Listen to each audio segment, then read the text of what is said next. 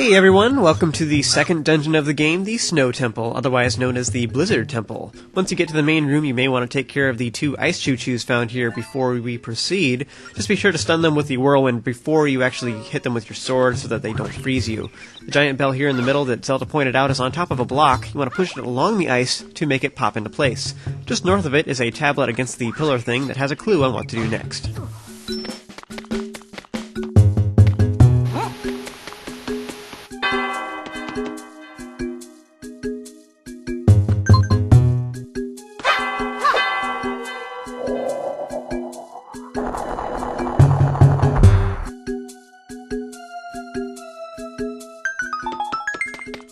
In this room, we need to jump across the gap to proceed, but we need something in the middle here so that we don't just fall. This box right here should do the trick.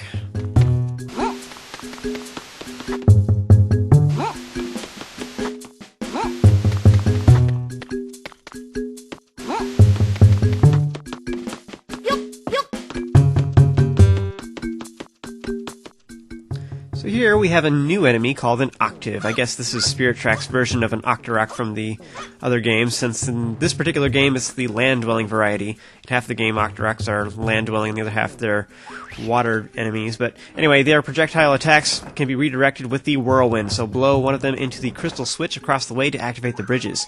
You can then optionally kill the Octaves themselves, but it really doesn't matter.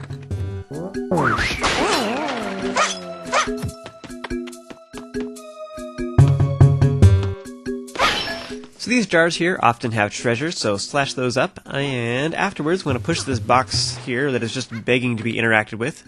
After satisfying that box's loneliness and standing on top of it, you want to use the Whirlwind on the pinwheel dealio on the right to open the upcoming door. To get over there, you're going to need to use your Whirlwind in the opposite direction to move the box where you want, which is pretty sweet. Aww, cute new little enemy. Die. Moving on, we have another box here, but as soon as you push it into the water, you notice that there's another Octave to deal with. Those first few that we saw were just kind of chilling there by themselves. These ones, from here on out, they'll all attack you and actually aim at you and stuff, so probably would be smart to kill this one. Reflect its spiky ball back towards it, and I swear that's the absolute worst, let me tell you. Spiky bowling balls really pack a punch. There's a little chest here to the south that has 20 rupees in it. It's not much, but it's free. You want to hop back on your box and then work your way to the north side. You can stop every once in a while and kill the demon seals if you wish, but these other ones are just kind of a waste of time in my opinion. Instead, if you just keep blowing into your mic and try to keep the box from hitting the walls, then you can just whip through this really quick. Hitting the walls will make you lose your momentum and you'll have to kind of start over again, so that's kind of frustrating. I actually did really terribly in this scene, but usually you can just kind of whip right through that and just fly through that area really fast.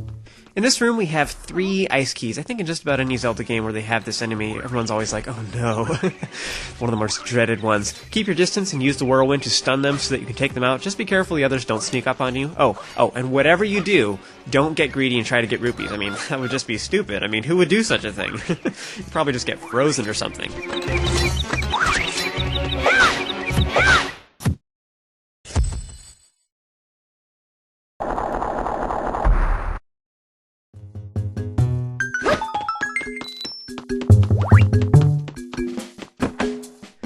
Awesome item!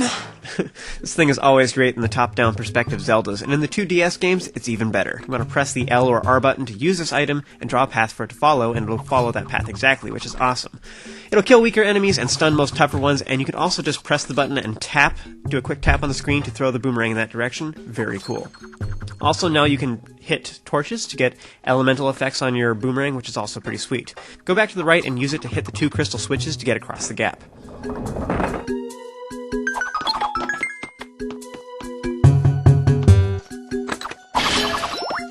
This room is just forcing you to think in terms of drawing the boomerang a path, since you have to make it go around this wall here to hit the switch. Don't run off just yet, though. If you kill the 2 ice keys here, you can make a chest appear. The easiest way to do this is to draw squiggles all over this little area, and then the boomerang will swing around a whole bunch of times. Because the keys are kind of moving in random paths, that's the easiest way to hit them. I think it's frustrating that they drop hearts and stuff and rupees because it's just going to fall down that pit. Whatever. Nice treasure. Next, go left and check out the picture on the wall, and it's got more bell things on it. You want to press A or down on the D-pad and copy this pattern to your map.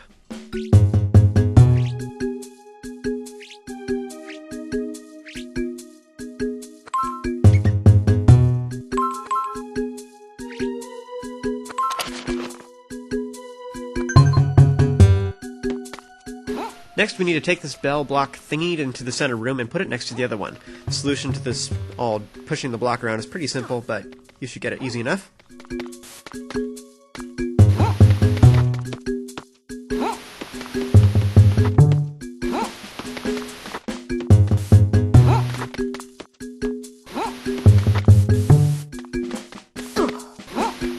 Once you have it in place, it's time for another bell ringing puzzle. A little more complex, you just need to copy the notes that you drew on your map. Notice that as you draw a path for the boomerang over the bells, they'll lock on. This way you know exactly how many times it is hitting that particular bell.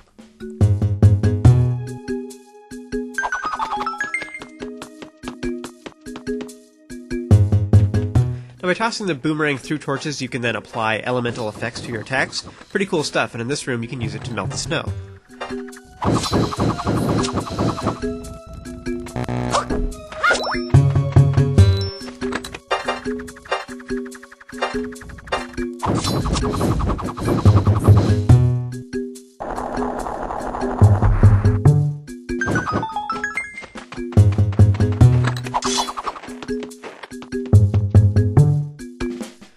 Up ahead we have some blue flames in the water which we can use to freeze the good old H2O and make a walkable surface. Notice how I stopped drawing my path on the right side though, because the boomerang completed my bridge when it came back to me.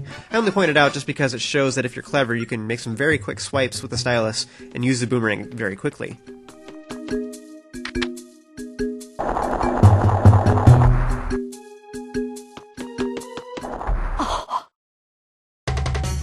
In this frosty little room, we encounter a new enemy we saw briefly earlier, mini Fizzards. These little guys will follow you, but just watch out, because if you slash at them or bump into them with your shield, they'll just zip around the room really fast and bump into the other ones and make them all zip around really fast, and then you're going to probably get hurt.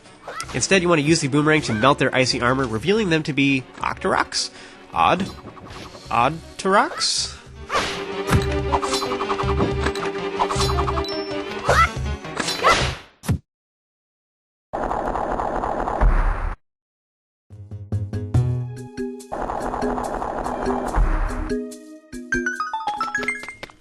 In the northern parts of the water here is one of those whirly pinwheel thingies, but it's all frozen.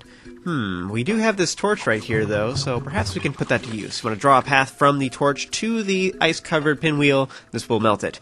Of course, in order to use our whirlwind on it, we're going to need to be standing in the middle of the water.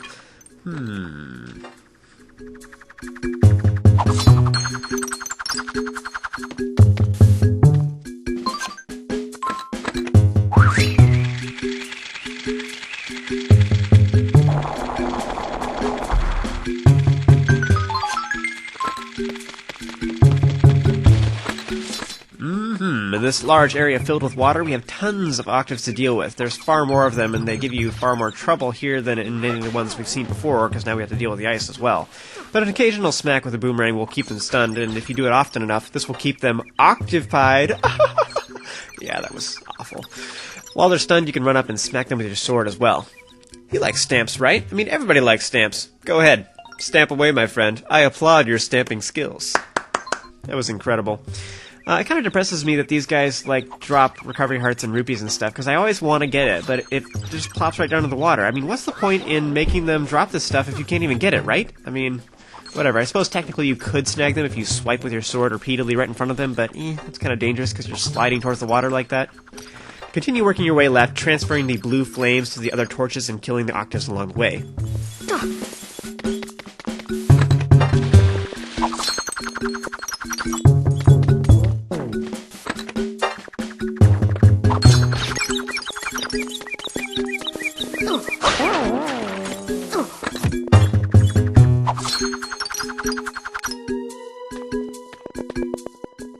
Now here you'll notice that I'm heading back towards the middle to kill an octave that I missed. I accidentally covered it up in ice earlier, but I'm heading back to kill it.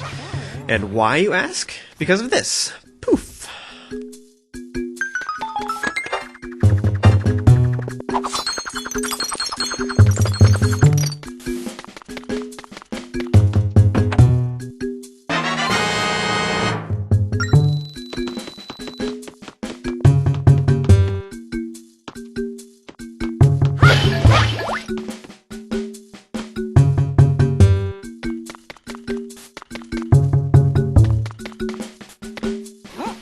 to think about this one for a moment. Anyway, you can either move this bell block now or do it in a moment, but just don't toss it in the water.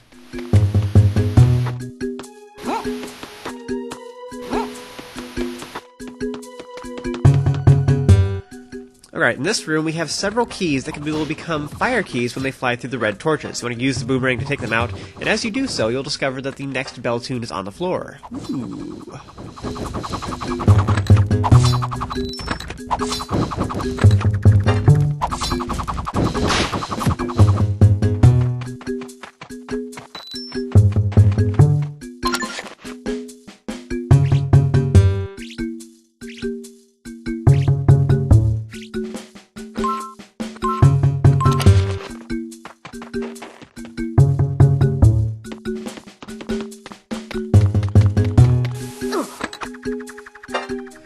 Question: why did the block cross the road? Because Link pushed it! Yeah, that was an awful joke. Just because it was a river and not actually a road. That's the only thing wrong with that joke. Our next goal is to get the block across to the other side. You want to take this path over here, and we have two things to do on the right side. You want to open the chest to the far north to get some rupees real quick, which every little bit helps. And next, go to the south and create an ice platform to reach the floor switch, which will open the door.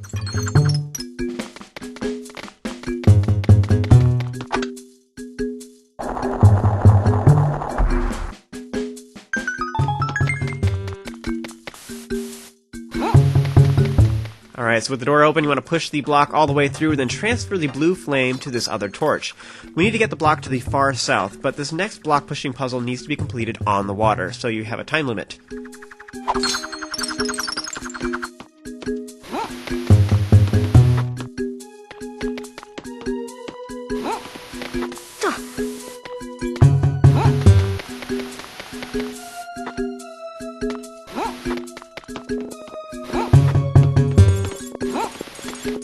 Alright, so stand in the middle here and hit the bells in the order that we drew on the map in the room to the west.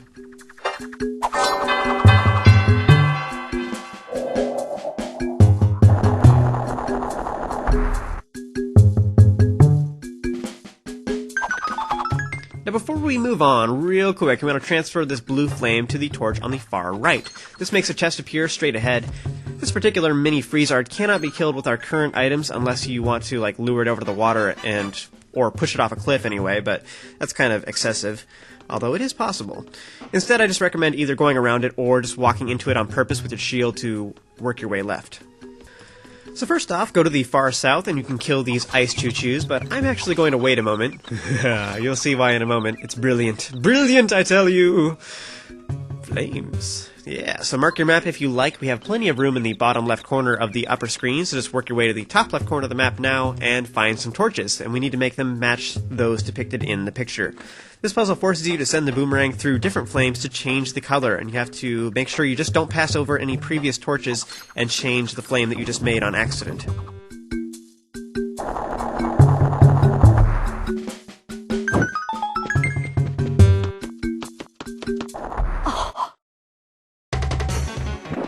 So these white wolfos are pretty easy, and a well-timed spin attack or two should take care of them. For any stragglers, you should just use the boomerang to stun them and then go finish them off, and it works great. I usually use that technique for this particular fight, but for some reason I just totally spaced it when I was recording this. Oh well.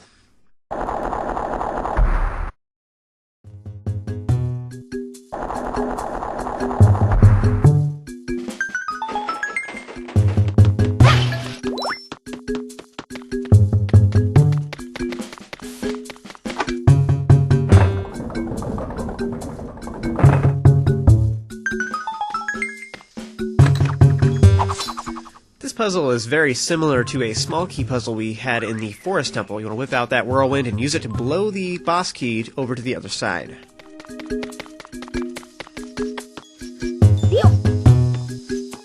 And this is the reason I didn't kill the ice choo-choos earlier, because I wanted to toss a key at them. No particular reason, it's just an uncommon way of defeating them, and it makes me happy squishing them.